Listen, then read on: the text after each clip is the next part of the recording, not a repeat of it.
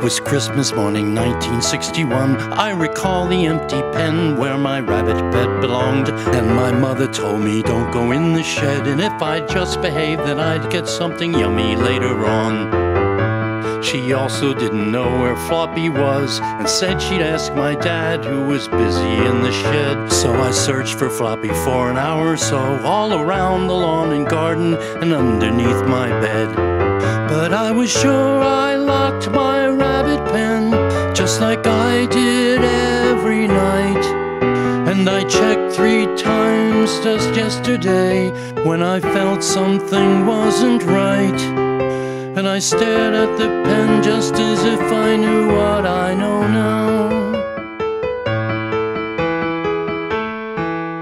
It was Christmas morning, 1961. Everybody searched for Floppy and my dad. Daddy searched as well by the trees and the water, but never in the shed because he couldn't be in there. So I shook my head. We searched together, then we took a break for coffee. Everybody drinking coffee, but I didn't have a drop. I thought of Floppy and how cold it was at Christmas, and then I started crying and I couldn't make it stop. 'Cause I was sure I locked my rabbit pen, just like I did every night. And I checked 3 times just yesterday, because something didn't seem right. And I stared at the pen as if I knew what I know now.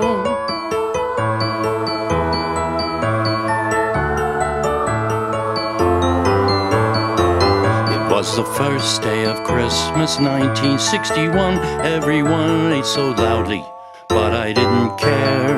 I could only think of Floppy, my dear little Floppy, and my appetite for food just wasn't there. After the soup, the main course would arrive, and my father laughed and pointed, look, it's Floppy in the pan.